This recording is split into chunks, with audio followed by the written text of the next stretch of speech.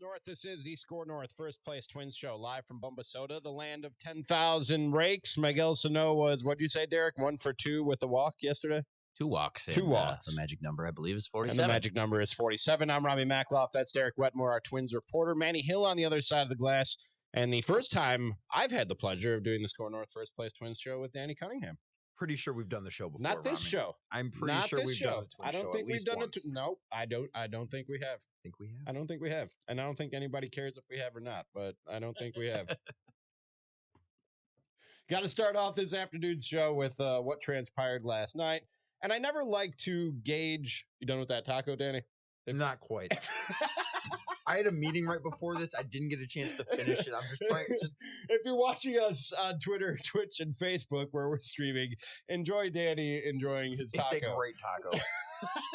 We got some chicken. We got some cheese, some bacon, some lime on there, Tabasco sauce. I never like to gauge fan reaction or fan emotion in mass based on what I see on social media, but the panic over José Berríos last night was more prominent than I even see Twitter panic after or during a lot of Twins games. Derek, am I off on that? It wasn't just Twitter though. I went to the game as a fan, and I was so moved around throughout the game, and you hear whispers and stuff, and people worried about José Berríos, and then I was walking out.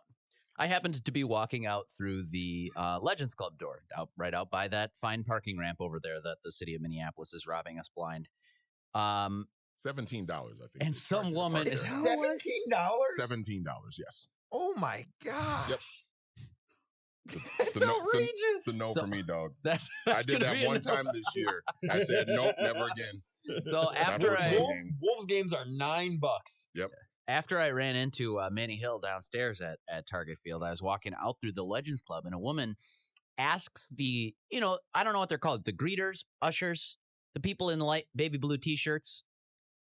They say, "Have a good night, folks. Thanks for coming. Go Twins." You know those people that you walk by on the way out of the street. She grabbed one of these poor young men by the shoulders and kind of shook him. Not violently, but shook him, making sure you're paying attention to me. She said, "Please tell me José Berríos is okay. Please tell me José Berríos is okay." So I think that this the was Twitter the usher doing this? No, it was a fan leaving the park. Oh, and grabbing the usher to the reverse greeter or whatever those people's job title is, whatever it says on their business card. Go with usher. She said, "I like usher. Is he okay? Please tell me he's okay." And I think that they assured her that he'll be fine. But I just wanted to share with you an anecdote, Rami, that it's not just Twins Twitter that is it's real life too. That's mad about José Berríos right now, or scared, or unnerved, or whatever the word you want to use to describe it. Because of one bad start? Well, I mean, or do you think it goes deeper? That's kind of the guy, right? Yeah, it could be just one start, sure, but that's kind of the guy. So here's where my concern with Berríos is not that he doesn't have the talent to do this or any of that, but the thing that I think bothers me is that there are a few too many times where he doesn't have starts like last night. Last night was an anomaly. He's not going to often go out there and give up 9 earned runs. That's just not who he is. And every single pitcher is going to have that. Whether you are a 5-time Cy Young winner or a journeyman, you're going to have a start where you are just terrible and you look like you don't belong in the big leagues. It happens. But I think that my issue with Berríos is that there are a few too many starts for my liking where he has to really labor to get through it, which is impressive that he gets through it, but he doesn't have the stuff he had against Miami. And results aside, no matter how good your stuff is, you're not going to be able to pitch 7 shutout innings, striking out 11, and only throwing 80 pitches time and time again. Part of that's due to Miami's just not good. Part of it, he was really special that day. But the stuff he had that day doesn't appear as often as I think it should for him. I think that there are too many starts like the one right after the All-Star break in Cleveland where he got through 5. He only allowed 3 runs, but it was really difficult for him to do. Like, you could tell he was just not himself, and I think that that's appeared a little too much for my taste. But isn't that every ace pitcher? To me, what separates an ace from just a good number one I don't from think another it happens team as often. And yes, he's looked great against Chicago. He's looked great against Miami, as he should. And that's when his stuff's really working. But because more times than not, even when Berríos doesn't have his stuff, you said, he's been able to work through it and get the results that you want from an ace pitcher. But he should have his stuff far more often if he wants to be considered that ace. He is by far the most talented guy in the Twins, by far their best pitcher. Like, that is right. There's not a debate there. But for him to be that bona fide ace, he needs to have his good stuff more often than he does, I think. Getting through it is fine, and having to labor through it and having to be crafty to figure out a way makes you a really, really good pitcher. It doesn't quite make you an ace. Derek, do you think he doesn't have his ace stuff more often than other ace pitchers? Well, I mean, I don't know. I get kind of bored by the whole like semantics of like, is he Justin Verlander or is he just that next tier? He's the next tier. Like he's not going to go into a matchup with Garrett Cole and be heavily favored, right, in the postseason. What the Twins are counting on for October is he good enough to get by one of those big three? If you clash with the Astros, are you good enough to have a representative start and outdo one of those big three in Houston? Or whoever the Yankees throw at you, are you good enough to get by that? And I think he is. If he has one of the nights where he doesn't have, as Danny refers to, his stuff, it's going to be a tough night for the Twins. Yeah. And what they're probably going to do, if this is October, is get him out of there. It's what they did with Irv Santana 2 years ago, 2017. Irv makes the start in Yankee Stadium in the wild card game. José Berríos comes in to bail him out. But if that's the case where they have to get him out of there, they're screwed. Like they don't have the horses to be able to if he doesn't have it, that's going to be a loss for them unless their bats explode and you don't know what they're facing. But if they're facing Garrett Cole, like you said, and Berríos doesn't have it, you can chalk that one up as a loss. But more times than not, he comes out and is good enough, stuff or no stuff. But I just pulled up his game log. When was the last time, just take a guess, I know you guys aren't looking at it, when was the last time you think José Berríos gave up more than 3 earned runs before last night? Before last night, the last time he gave up more than 3 You're earned looking runs. at the game log. I've had the game log up. It was May 18th. I'm holding it up on the screen. I've had the game log up, but he also has his month of July, which his numbers were good. He also had 3 starts that were less than 6 innings. Like that, I'm looking for. He needs to be that guy that's going to go out and pitch 200 innings to be an ace. You can't have repeated starts of 5 innings, 3 runs, and you're already over 90 pitches. But less he than is 6 innings, about 200 innings. He's almost at 150 now. He's got 147 innings. A month and a half left in the season.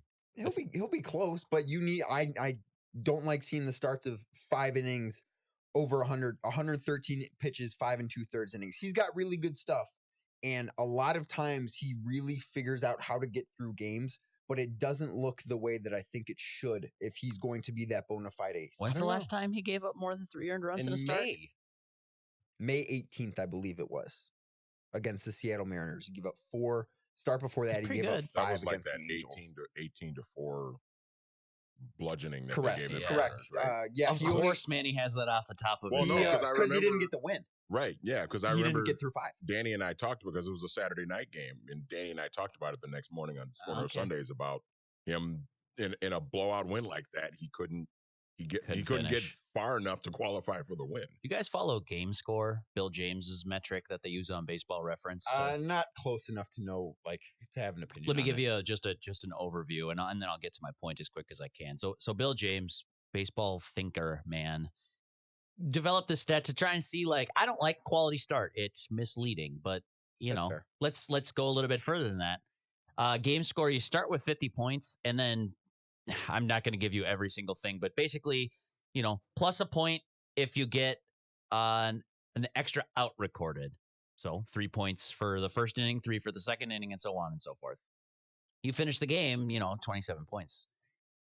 And then you're subtracting things for stuff like walk, add a point for a strikeout, all that kind of stuff. So long way of saying, by Game Score, yesterday was the worst start of Berrios' season. I don't think you need a fancy metric to decipher that. I think every single metric out there would tell you that yesterday was the worst. My eyes were the only metric I needed. Fair enough. I walked into that bear trap. I think your ears could have told you that it was the worst. Yeah, Ronald Acuna on line 1. 5 2/3 innings, 9 earned runs. It's interesting that it comes on the heels of, according to Game Score, his best start of the season, July 31st, 7 innings against the Marlins. I know, insert Marlins joke here. No earned runs, 2 hits through those 7 innings, 11 Ks, and no walks. It's a little bit concerning that his worst outing comes right after that. And at the same time, if that was flipped, the exact same thing happened, the exact same 2 starts happened, we'd be looking at this start and saying, boy, good thing he flushed that one, got that right out of his system. José Berríos looking like an ace. Like, of all the things to me when watching this Twins team, and they're about to start right now, turn your TVs down, turn your radios up, let's talk Twins and watch the Twins all together here on the SKOR North First Place Twins show. But when I watch this team and going through the course of the season, I get a little bit of panic about the bullpen. I get a little bit of panic about some sloppy fielding that we saw for a stretch there. There are things to be concerned. I get concerned about the starting staff 2 through 5 when it comes to a playoff series.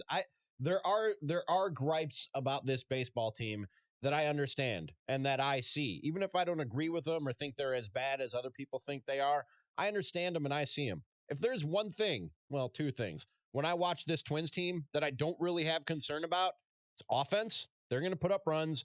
And José Berríos. I have next to zero concern or trepidation about sending José Berríos out to the mound on any given night, including game 1 of a playoff series. I have one big concern with José Berríos right now. Velocity. It's down. Drastically?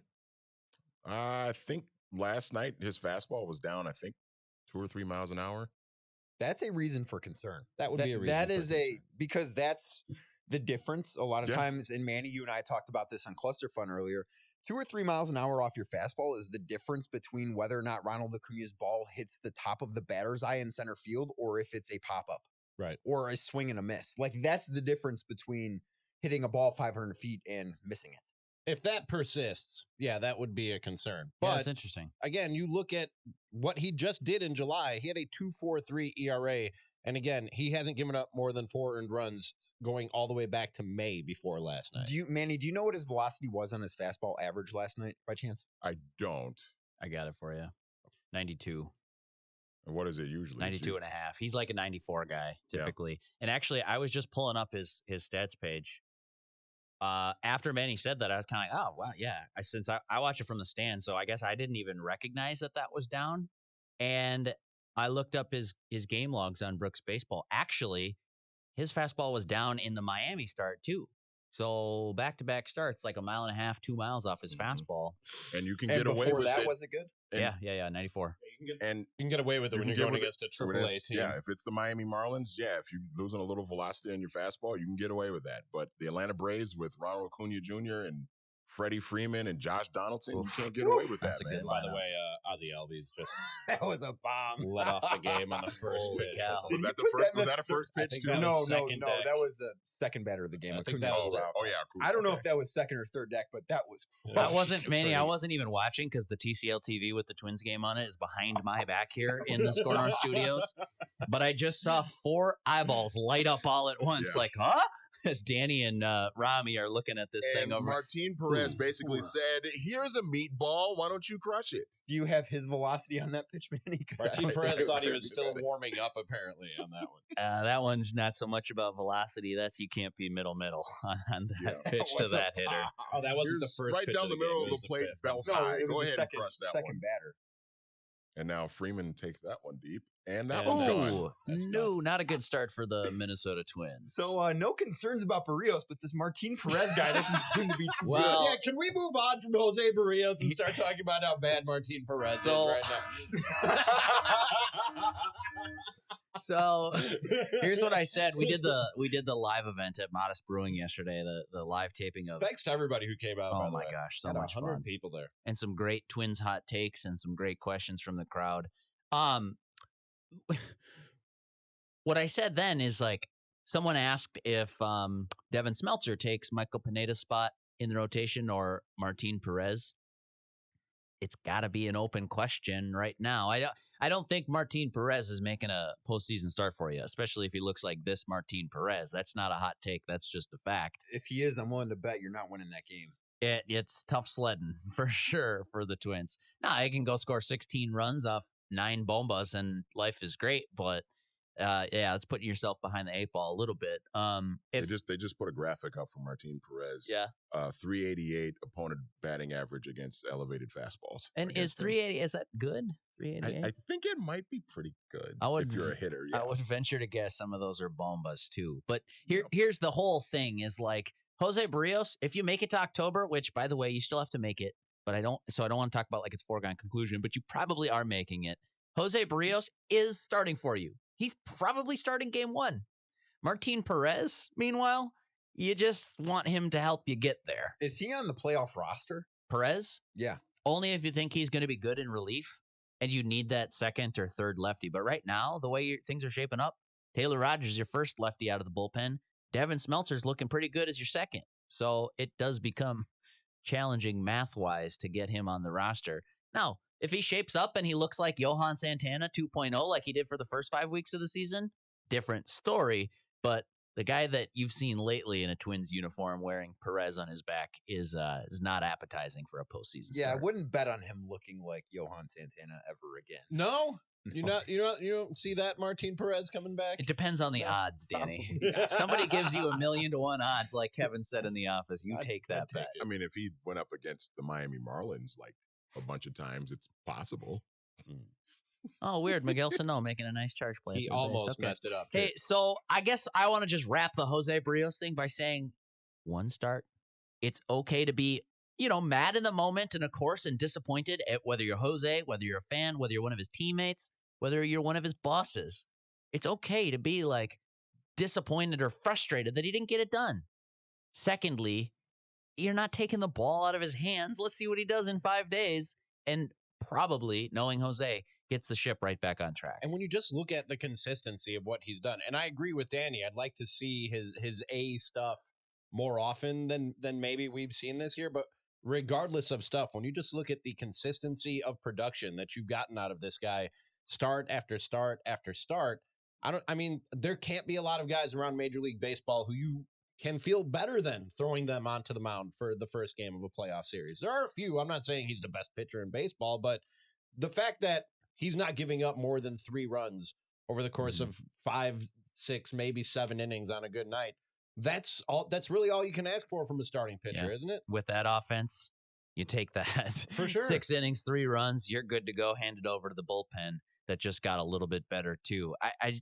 I think the one concern that's super fair is throughout his career to date. Now, young career, granted, but it's not like he's a rookie.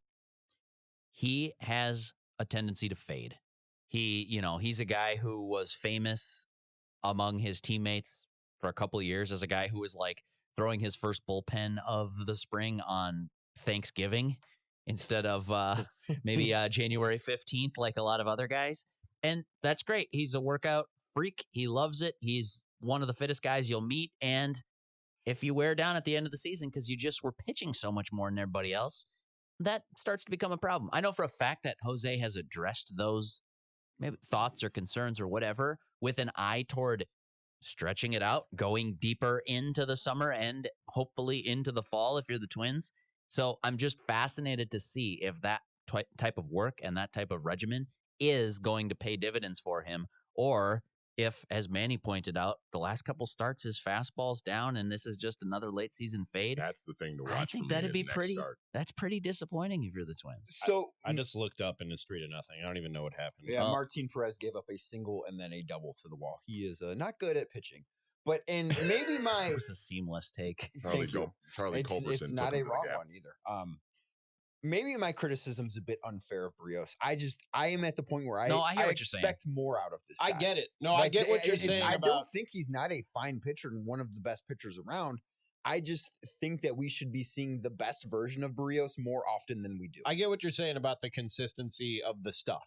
And I don't think that that's just I don't think that that's just, rhetoric. I don't think that's just sports talk guy. No, it's real. Yeah. It's real. He has not been as consistent as you'd like him to be with the stuff that he brings to the mound day in and day out. But the fact that he's able to work through that and overcome it more times than not, to the degree that he has, to the fact that he hasn't given up more than 3 earned runs in over 2 months of any start. I mean, that's, like I said, the consistency That's what you're really looking for from a guy who you're going to throw out there for the first game of a playoff series. Do we know what we can expect from José Berríos in game 1 of the ALDS? And the answer is absolutely yes. You know you're going to get close to 6 innings and 3 runs or less from that guy. And like Derek said, that's enough with this. That should be enough with this offense. Depends who you're going against. True. The other thing we have to keep in mind, though, is the innings part of this is a big part of this. Now, this previous 2 starts, he went 7, and that's good.